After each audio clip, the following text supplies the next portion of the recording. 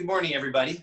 Welcome to the Uncommon Truth and journeying with us as we pursue purpose and the principles of performance that empower each of us to live our ideal form of life. Today, Bob and I are joined by our guest host, Chris Jarvis from Toronto, Canada. Chris is an amazing man. Chris has pursued higher education at Northeastern University, graduating with a chemical engineering degree in 2006. He's had extensive opportunities and development in the leadership roles, including varsity rowing team captain, chair of Northeastern University's Student Athletic Advisory Committee, the America East Conference SAAC, and Sport and Society's founder of Just Run for Children with disabilities. Athletically, he has won spots on Team Canada, competing in World Cup championships, the 2004 Olympics in Athens, Greece, and the Pan Am Games in Rio de Janeiro, Brazil. Chris has won many gold medals and awards over his 8-year national rowing team career, including a National Inspiration Award and International Athletic Achievement Award. He has founded programs with 8 different diabetes-specific organizations and brought many new concepts to the community as the CEO of I Challenge Diabetes since 2007, maintaining a very low cost for its tremendous impact and growing to be the largest program for youth with diabetes in Canada, serving a holistic approach with mentorship, motivation, and education. So I want to thank all of you for joining us today as we journey to find the uncommon truth about diabetic performance with Chris Jarvis. The type 1 diabetic life Chris has and is living is most definitely one of high diabetic performance. Thank you for joining us, Chris. Thank you. So I always start our show with a couple quotes that I think are relevant to it, and then I'm actually going to provide a little bit more detail on diabetes to kind of frame what it means to live with diabetic high performance so that we can have something to discuss around the whole subject of diabetic performance. A great quote by Eric Bates is, "There are no negatives in life, only challenges to overcome that will make you stronger." Diabetes is definitely a challenge that millions of people are facing every day.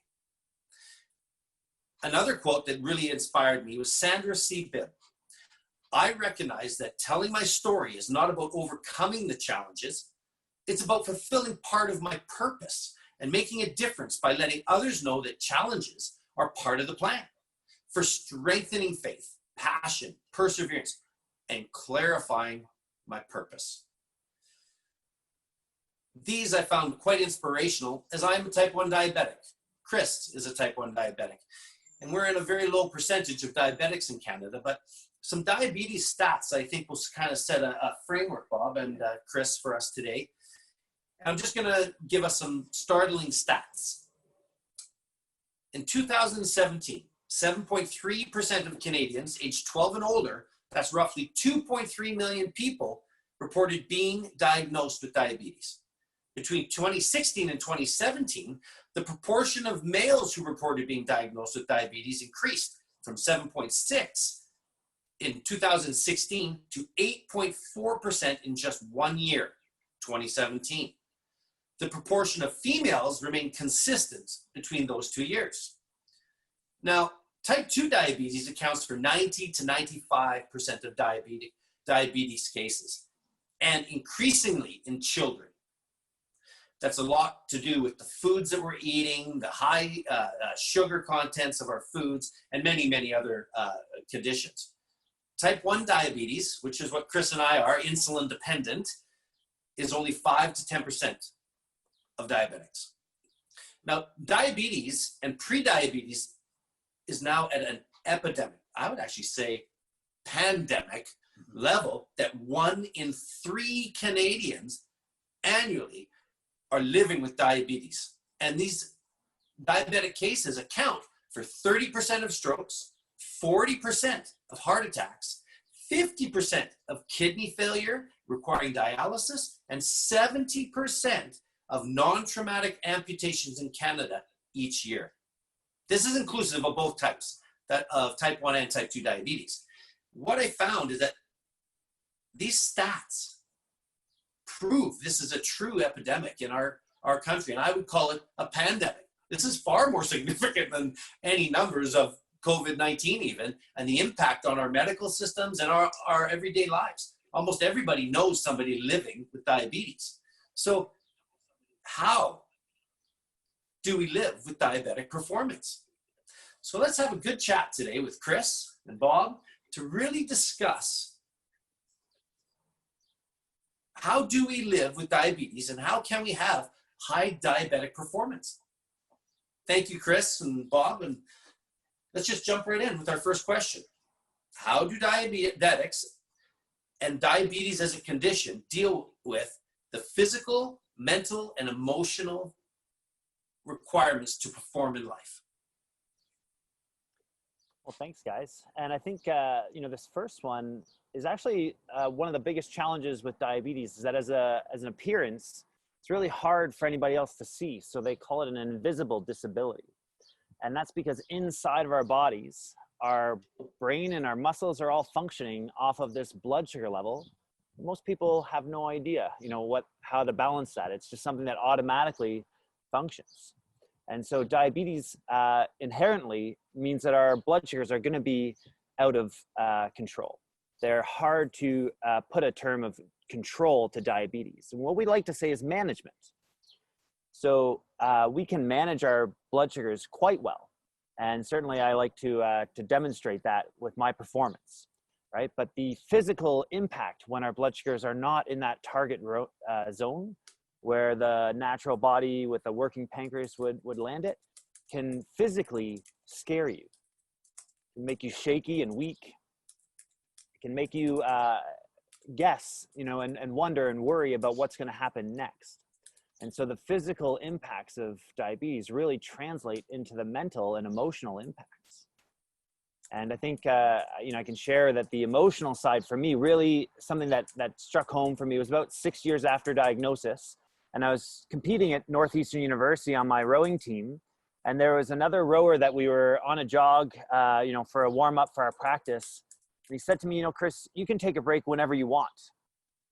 And we don't get that option. And for me, when I take a break in the middle of a practice, it's because my blood sugar has dropped low and I'm shaky and I'm faint. And I try to treat that as fast as I can to get back in. But the emotional impact is when other people look at it as though, we're taking it easy. And you don't want to let down your teammates. You never want to let other people down in life. And so this thing sits in the back of our minds. It sits inside of our bodies, constantly playing this balancing game.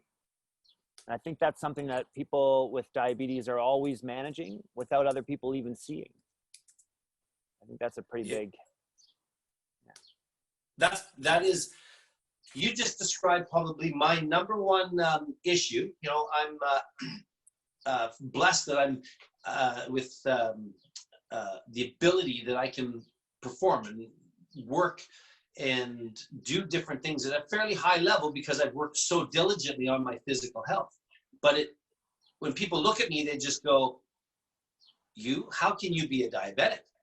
And all of a sudden, they'll see me and I play competitive golf. And I can be playing unbelievably well and literally in the space of 15 minutes, missing a blood test and having an appropriate snack or self-managing my sugars correctly, I go from high performance to no performance. And literally to the place where they look at you and go, what the heck's going on with you? Like, the ball just went straight right in the woods versus where we want it to go. And that's just a simple example of something. When they look at you, you look like you're in physically better shape than other people, but that doesn't talk about the invisible disability or condition that's occurring underneath it. You so eloquently said.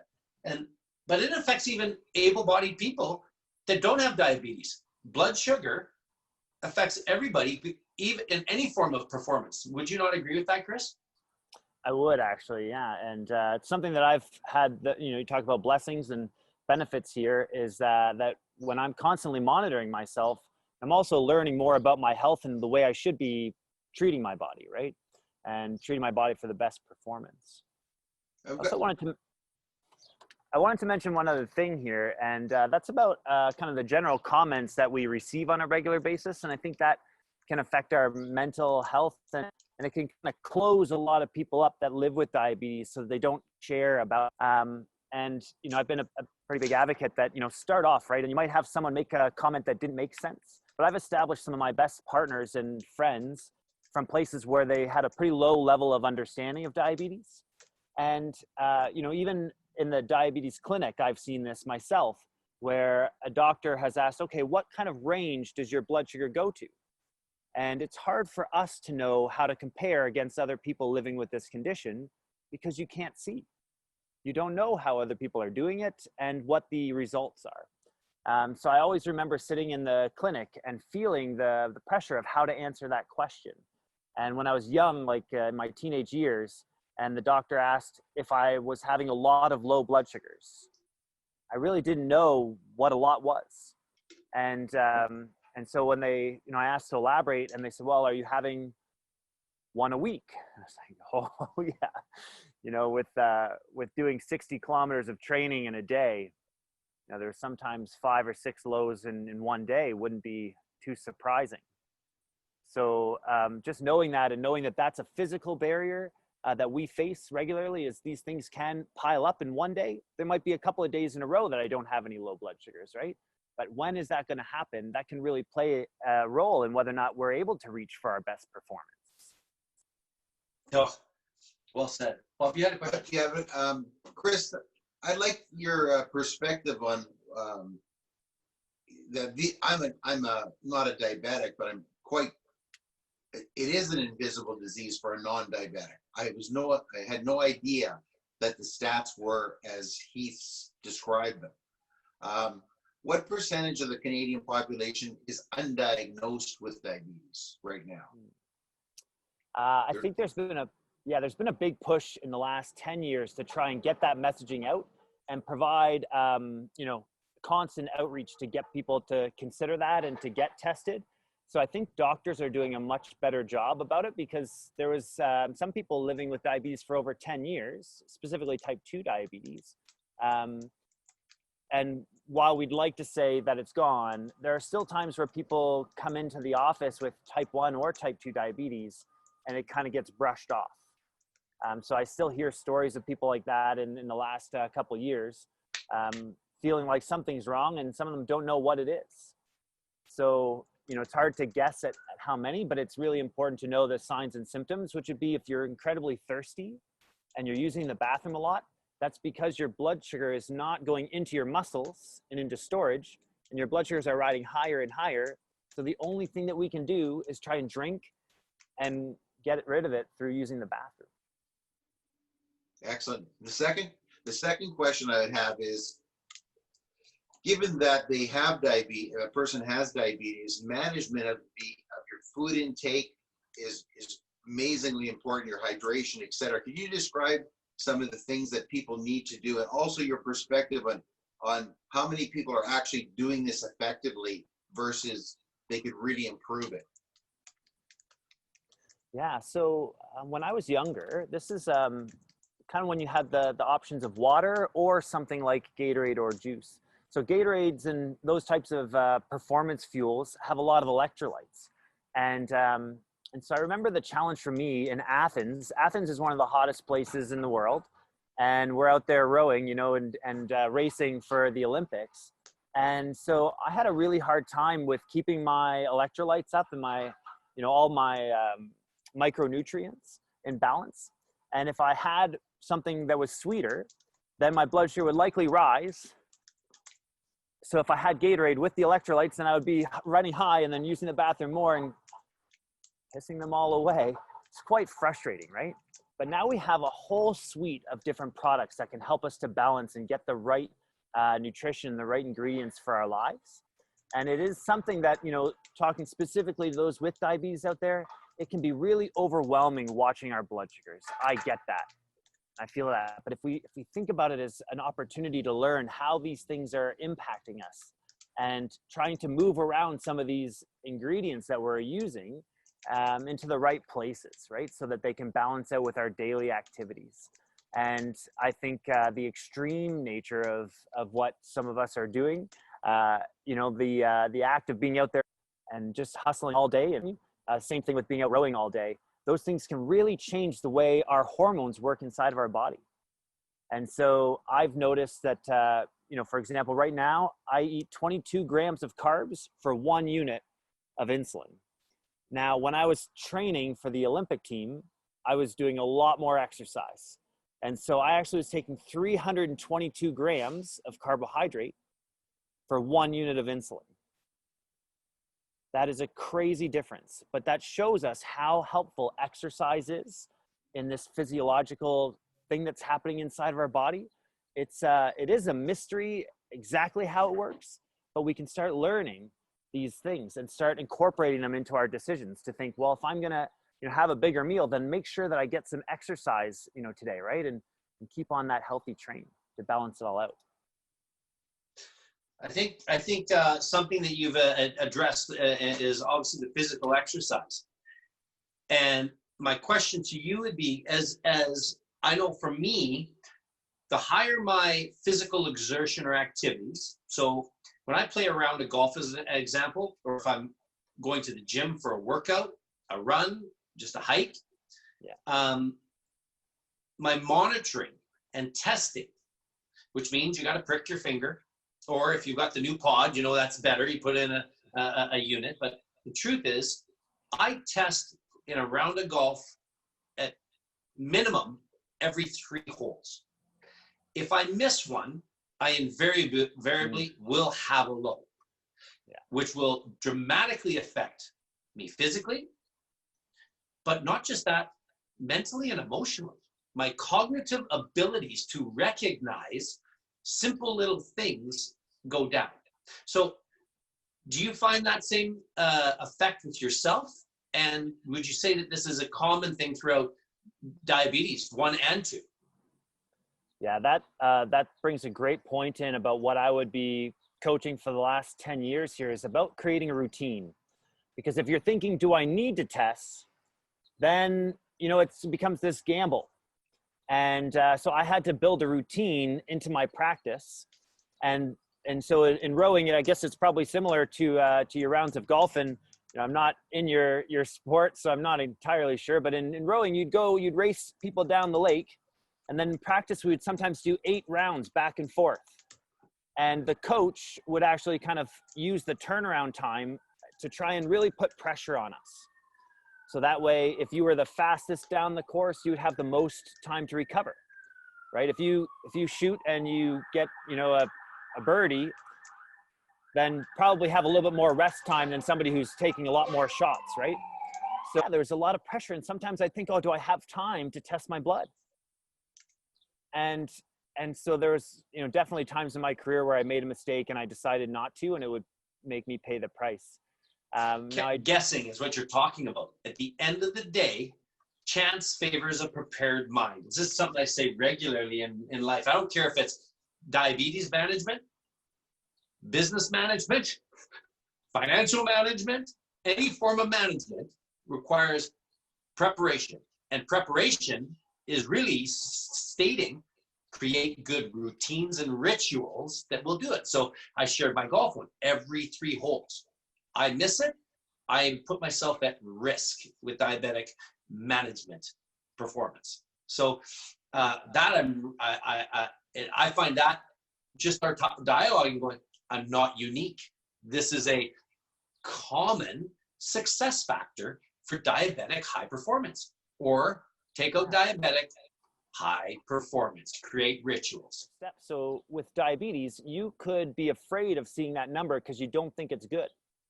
Right? And you're thinking, oh, I don't really want to see that. Maybe if I just push it along, right? I'll look at it later. That's a very common thing for people with diabetes. And I've done that myself. And if you don't have the information, then you can't make your best judgment to go next. And the same thing would apply running a business, your family relations. If you don't ask the questions, you don't get that information. Do your best on the next step. Even if you find out that you didn't do exactly as well as you had hoped, you get that information, then you can do better on the next round. Now, I have one funny story for you around that if you'd like to hear it. Yeah, please. So one of our weekly activities was we would do an 8-kilometer race around our lake. And because of the narrow turns and kind of going through between islands, we would send people off one at a time. And so there was always a bit more of a delay at the start. And it was a great opportunity for me to test my blood. So when I was checking, I had the first round of sensors that you were referring to earlier. So that would monitor my blood sugar every 5 minutes. But back then, they were actually quite delayed. So 20 minutes delay, it showed me my blood sugar was on its way down really steeply. So I was able to treat that and stabilize my blood sugar, but the sensor actually kept going down because it was delayed, and it started to siren. And that was to alarm me in case I was going low, but I had already treated it. So in rowing, you've got both hands on your oars, and you can't take them off in the middle of a race. So my alarm was going off, but I had already left in the race.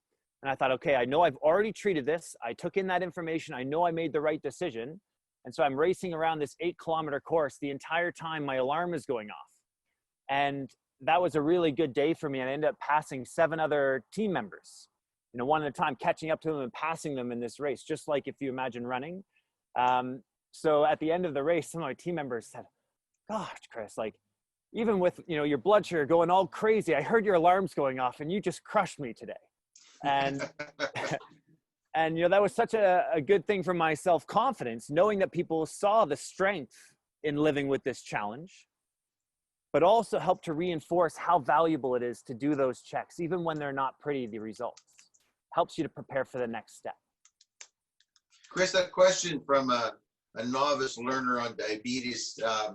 How do people learn the techniques to manage their diabetes? Is it like a one-on-one thing where you work with your doctor, your healthcare professional? But what's the way that people learn the best way to manage, like, their exercise, their hydration, the planning for their nutrition, testing, the whole procedure, so they can maximize their performance?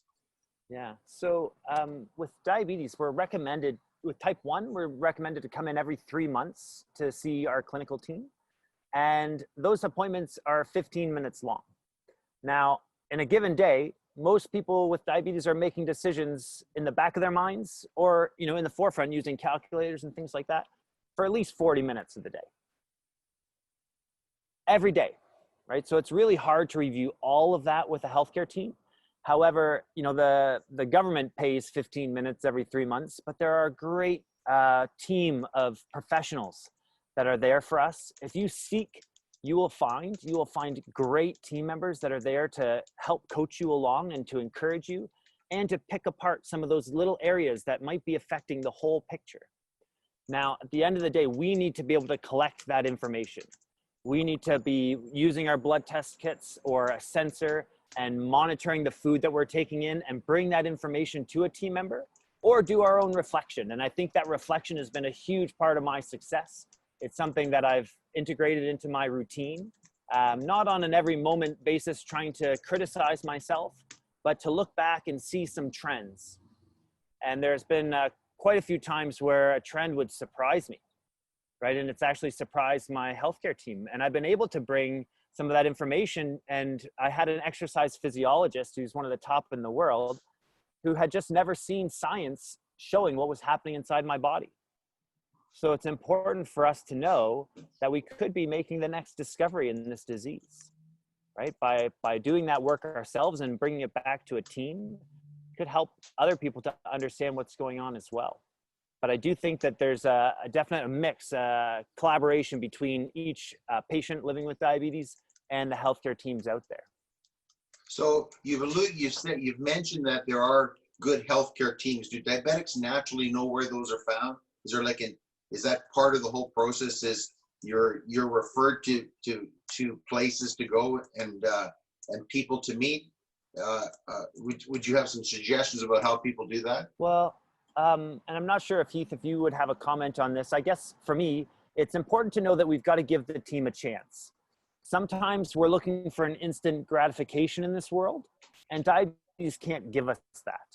So it's important to, be humble, be patient, and try to work through a program. Sometimes, like for myself, we, as a charity, I Challenge Diabetes, we do a lot of experiential learning programs where we will walk together as people with diabetes.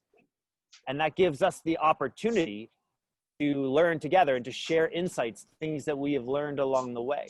But you can't walk into one of my programs with, I've had over 50,000 participants in our programs over the 10 plus years that we've been in operation.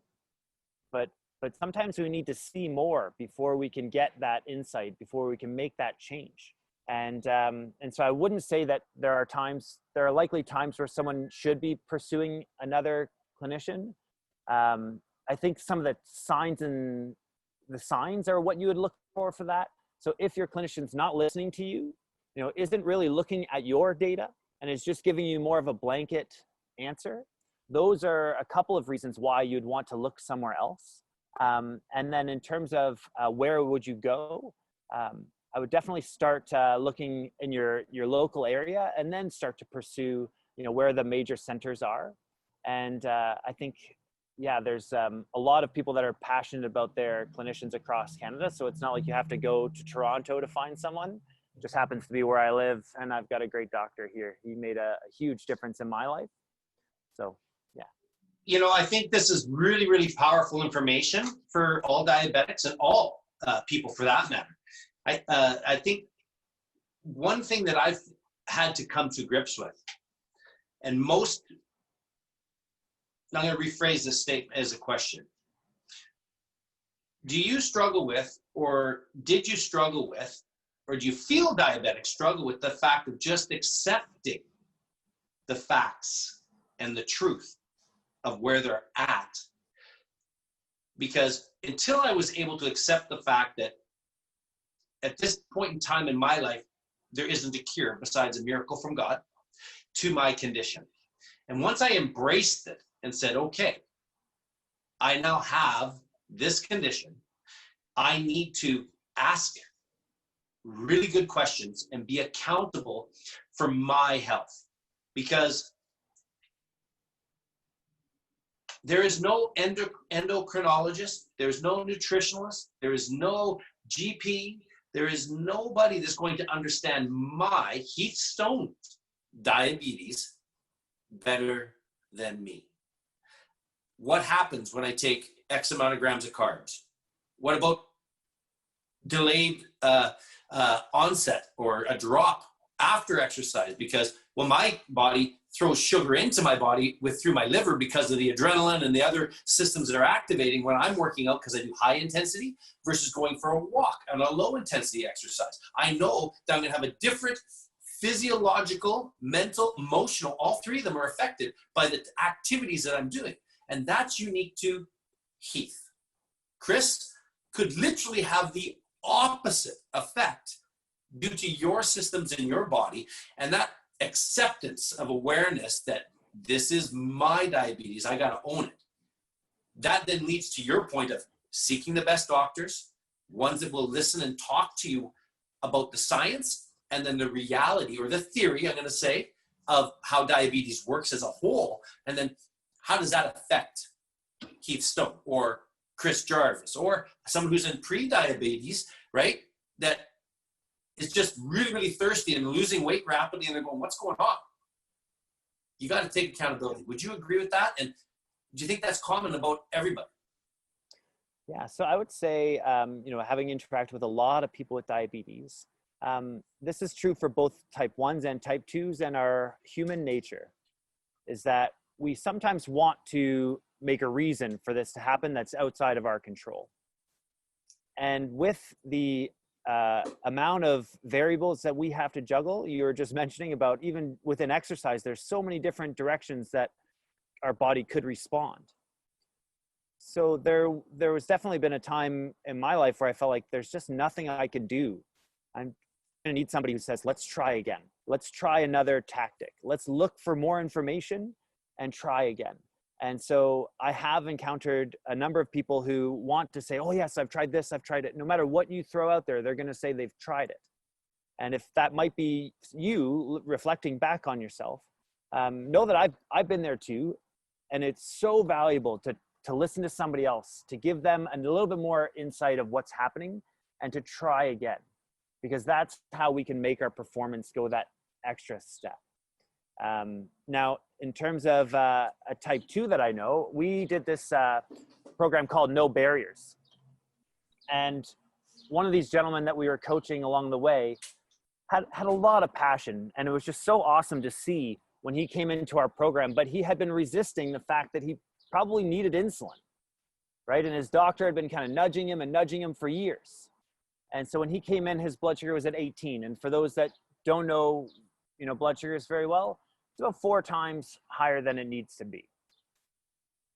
Now, when he was supported and surrounded and accepting of getting more information from others, I just saw the biggest flurry of change in his life and the pride that came into his actions.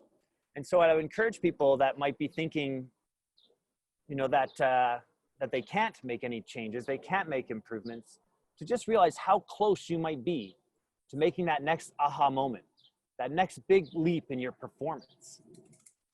And those people around you are going to be needed for you to keep that change and to maintain it. But they're also going to be there to help you find it as well. I hope that makes sense. It does, Chris. It makes a ton of sense. Thanks so much. Great stories. Really appreciate using the stories to accentuate the points. Yeah, Chris, given that you've alluded to this changes that have to be made, what advice would you have for people that are looking at their lives right now and they're struggling in some way, shape, or form? What things should they consider doing? What actions should they consider taking so that they could live their best life, their ideal form of life? Great question. Yeah, I think reflection is going to be a big part of it. And so, I think these things, as you guys allude to, they apply to everything that we're doing. But there's times where we get stubborn, right? And we just want to do it the way we want, but we're not actually listening to the outcomes and associating it with the decisions that we made. And so when I was younger, I'll tell you a story about that. I remember that I'd gone out for a dinner with my friends and I'd actually forgotten my insulin. And so we had left and nobody else has to deal with that. But we're there and we waited for probably 40 minutes for this food to arrive at the Cheesecake Factory is where we were. And I was so excited. We'd never been to this restaurant before. And then like the food is finally arriving. And then I thought, okay, look around, and I didn't have my insulin. And so my stubborn side thought, well, I don't want to miss out on this thing. I'm going to have to pay for this food. And what am I going to do? Right. And I didn't think about there were other options. Being a pretty fit athlete, I could have probably run home and gotten back within 20 minutes. But I decided to start eating. And by the time I finished that dinner, I felt so sick, from not having my insulin on board. It's just such an important part of it's minutes that we're talking about with diabetes, right? If you miss your injection of insulin by 15 minutes, that can affect you for a couple of hours. So reflection is something that I had to use. I had to think about that afterwards and say, not only, should I make a better decision next time, but maybe I could prepare. And we talked about that, right? About not just leaving things to chance, but trying to make sure that I have a system, I have a routine to make sure that I'm prepared. And the next time my friends are out there, I've got a few different tricks up my sleeve to keep me, there with my friends and enjoying things to the best. Now, excellent. Good story. I actually have, like, many years later, I'm married now, and we've got kids. And so we don't get out as often as we'd like. And we were out on a date. This is, before COVID. And we were at a dinner theater restaurant, and a very similar thing happened with getting the kids taken care of. I forgot my blood test kit and my insulin. So we're in this dinner theater, and dinner's just about to be served, and I realized, how did I forget, And I'm wearing an insulin pump now, so I had actually left my pump in the bathroom when I showered. I took it off. And so, I had to think about it. And with all that knowledge, I said, well, I wonder if I could find a better solution. So without even telling my wife, I said, oh, I'm just going to go to the bathroom. And being in Toronto, I ran outside. I used my phone. I found the nearest pharmacy was 1 block away. And so I went down there and I picked up another bottle of insulin and a syringe, and got my blood sugar tested, and got my insulin, and let me enjoy that night without having any repercussions from the ups and downs of diabetes. Brilliant. Yeah. And proactivity, being accountable and taking appropriate action based on the circumstance to avoid the consequences, right, that are going to affect you, not just physically. And that's what people don't understand, is that this affects us physically, mentally, emotionally, and that high blood sugar will have some symptoms, but the real consequence is that it bites later. When we're burning, it's like a car that's burning oil, but still drives. The consequence comes later when everything's gunged up, and friction and abrasion and all the other things that are going on in the engine, just because we didn't stop and go get some work done, a tune-up, whatever it is that the car needed to fix that issue. So that, I think, is brilliant that you're recapping that whole concept of having a process and really being around people that understand, and not only in supporting, but allow some grace, because it's easy to forget stuff, but this stuff has a significant impact on what you're doing.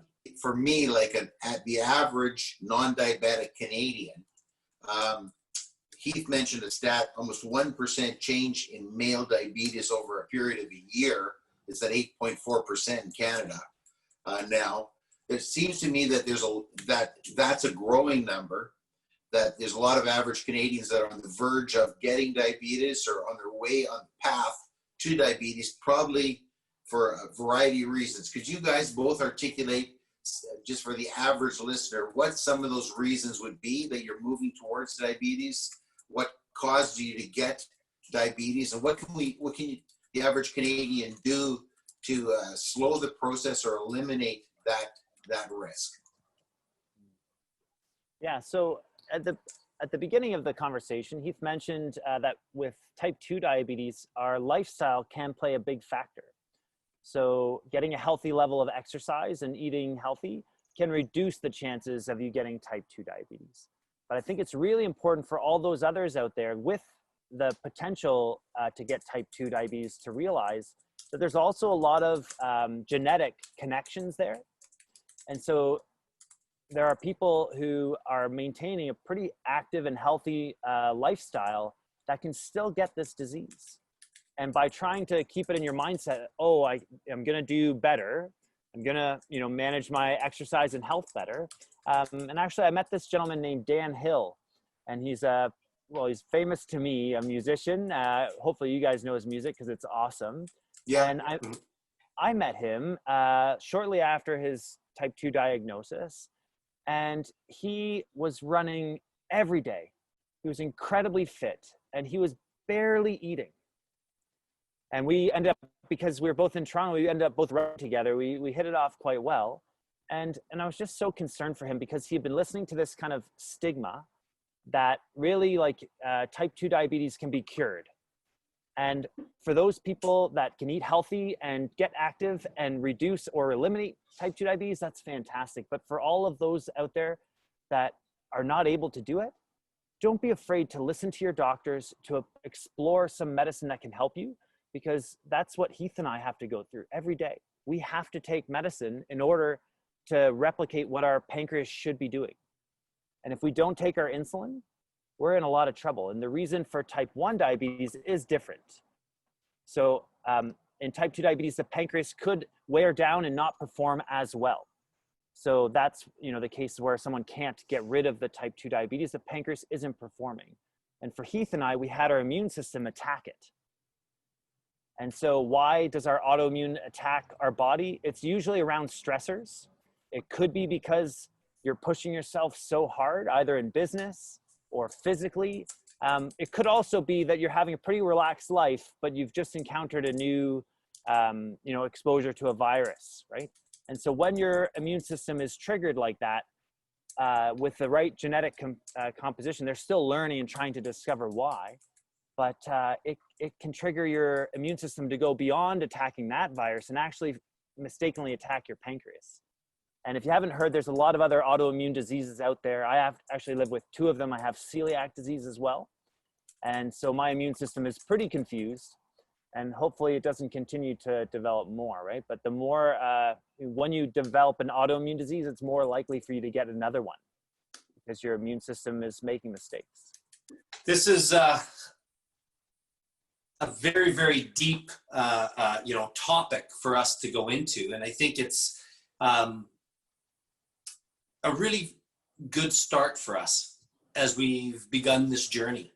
So I got one last question for us to discuss before I start to share, I think, our summary of what the uncommon truth about diabetic performance is at this stage. But what would you recommend, or do you feel are just the most critical actions that anybody who is a diabetic, type 1 or 2, or even somebody that considers themselves to be pre-diabetic, what would you say the most critical actions are that we can, as diabetes and pre-diabetics, do to help bring the quality of our life up so that we have the ability to actually live our ideal form of life? Yeah, I would say the biggest thing that we can do is start sorting the things that we have control over and the things that we don't. And too often, the things over here that we can't control, whether or not you have diabetes, for example, you can't control that any longer. So what can you do about it, right? Or if someone is diagnosed with pre-diabetes, there's still a lot of things that they could do. But for those of us living with a challenge like this, if we can start thinking what I can do about it, that's really going to transform your life.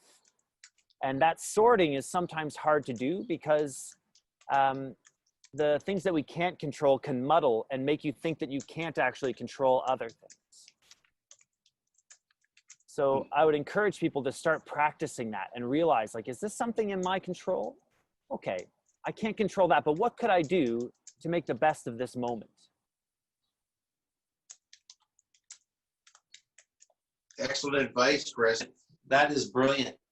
I think I'm going to put it out there. I think what we're going to have to be discussing here, Chris, is laying out a list of topics that affect millions and millions of people within the diabetic community, and create a regular discussion on certain topics that we will bring to the uncommon truth to people in this area of diabetic performance, and that we as diabetics actually have the ability to live an ideal form of life.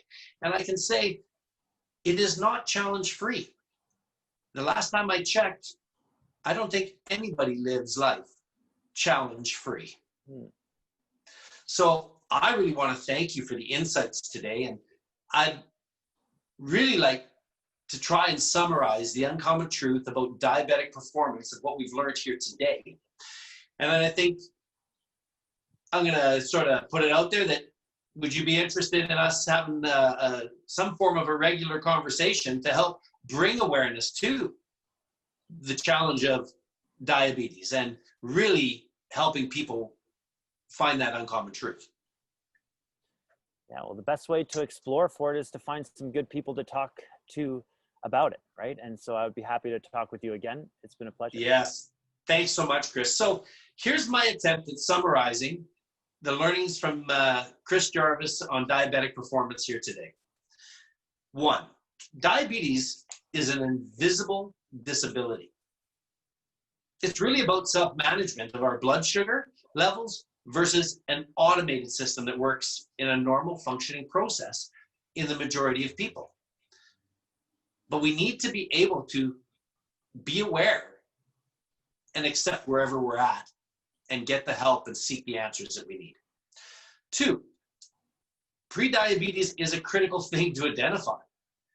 Our symptoms of this include high levels of thirst, significant urination, blurred vision, rapid weight loss, or even rapid weight gain.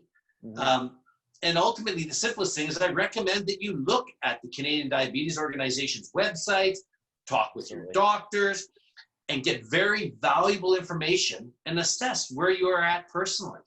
This is 1 in 3 people in Canada are living with diabetes or prediabetes due to our lifestyles and the choices of what we make. 3 is the key success factors for that diabetic management is simply blood testing and creating great rituals that will empower us to have success from the data, the information that we get from those tests. It doesn't mean less tests means that you're doing better. No, it means test so you can make the good information. With that good information, make great choices. We need to ask and seek the truth through this diabetic testing and realize that high or low numbers are not good or bad. They're just information to help us make a good decision. I'm in different circumstances every day. And unfortunately, I miss something. I miss a test. I, even worse, get excited about a conversation with someone and forget to take my bolus. And then 30 minutes later, I'm getting all the symptoms, the tiredness, the blurry eyes, the tingling, and on and on. And I go, I forgot. Well, I got to forgive myself, respond, retest, and then react in an appropriate manner. Don't sit there kicking on myself. Just realize it's okay, and I'll be better on the next time by taking and making good decisions.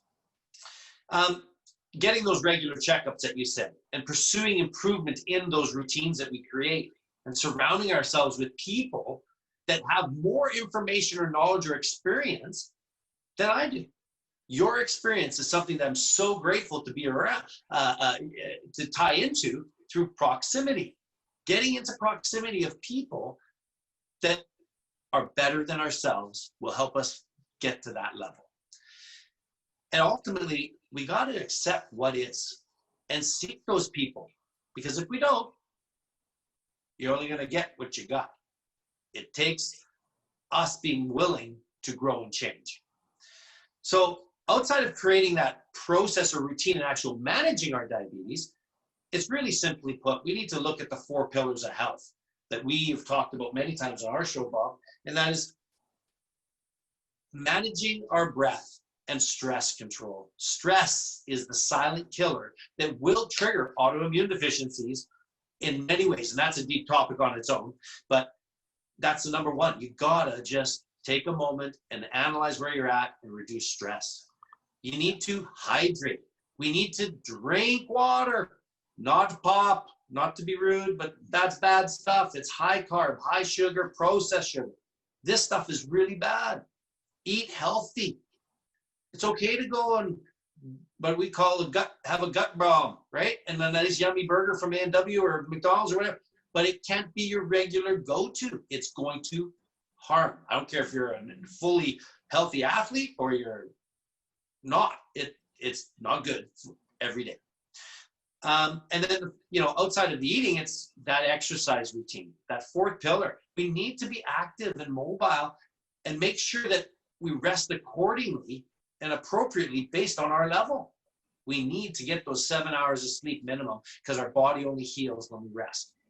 So that's all summarized by simply put, we need to be aware and we need to accept and embrace what is and not be afraid and let fear of what will happen in a blood test or what will happen if I go to the doctor and he tells me I'm a diabetic. It's all information, and that information is going to help us all grow and give ourselves the best health we can have so that we get to live our ideal form of life and do the activities that we want with the people we love. Do you gentlemen have any other additions or comments? Hearing you summarize and really just kind of review all these different things that we're looking at, sometimes it can be overwhelming to think that we're maybe not anywhere close to the path we want to be. Just remember that picking off one of those things, the low-hanging fruit, the thing that you're most likely to commit to, start off there, right? And that's going to gain your momentum towards that full path that you want to be on. And, you know, have the right people around you to support you on that journey. Chris, so nicely said. Listen, could you tell us, just finish us off by telling us a bit about I Challenge Diabetes? That's your organization, and where we can contact you, or people can contact you, or reach out. Thanks. Yeah, I Challenge Diabetes is something that I started when I was actually competing on the national team back in 2007. And because I was really desperate to have others around me that understood these things and I could actually learn from, we started to do the simplest things, whether going for a run or a hike together. And in that, learn and experience what other people were doing with their management. And now it's grown into a national charity, the largest one in Canada, working with type 1s. And we have some small programs for type 2s focused on exercise. And yeah, and so we are available on the website, ichallengediabetes.org, Facebook and Instagram, iChallengeDiabetes. And we do specialize in experiential learning programs. So that would be in person. That could be from, you know, a couple of hours doing an activity together, all the way to 7-day wilderness experiences.